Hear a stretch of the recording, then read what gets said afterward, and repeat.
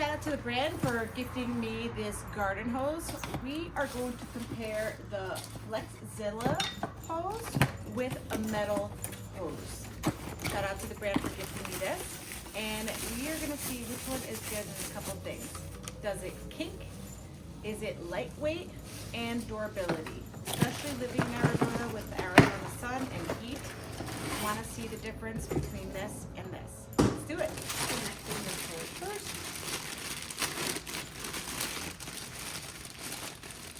Very easy.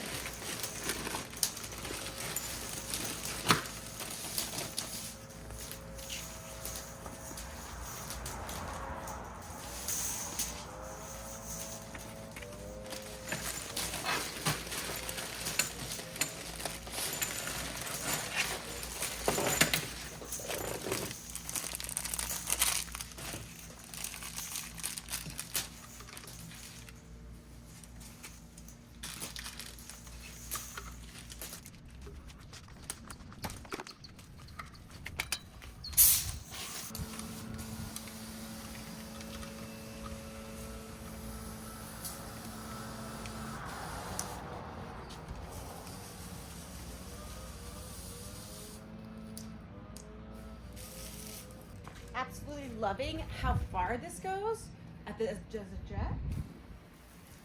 I can get all the way in the front, which is amazing.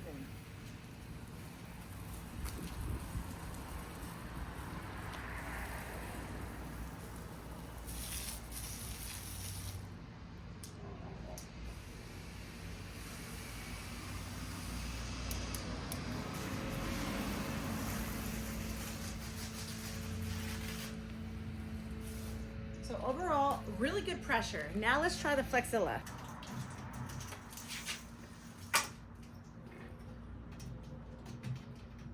On here, you can see that this is more of a rubber material, not metal. And sometimes in the Arizona sun, it eats it up. And even though it's a thicker Flexzilla, it still has a hard time in terms of the sun, where it gets kind of too flexible and could sometimes make kink. You can see, even though it got tangled, it didn't kink up, which was awesome, which is what I love when I'm gardening. I don't want my hoses to kink. So let's see how it is with the water pressure.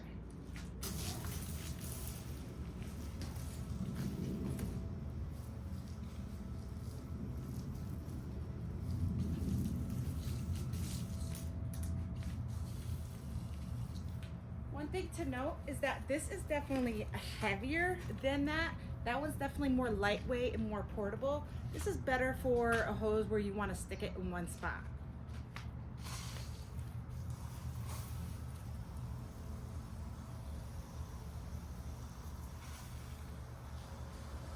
I gotta say, the real winner is the quality of this nozzle.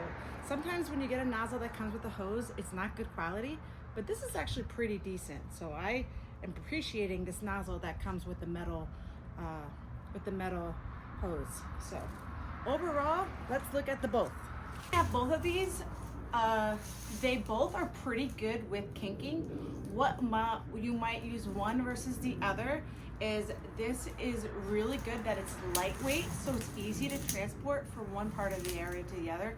This one's definitely heavier. That's why I have it on a hose reel here.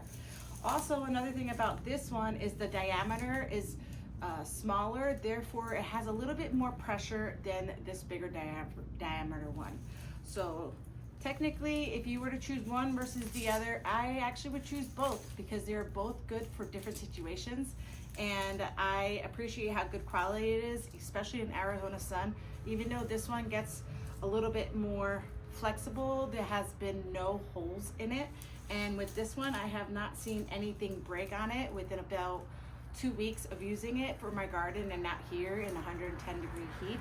I also do not recommend leaving both of these out in the sun. The lifetime of these decreases when they're out in sun exposure. So I would definitely keep them in some shady spots.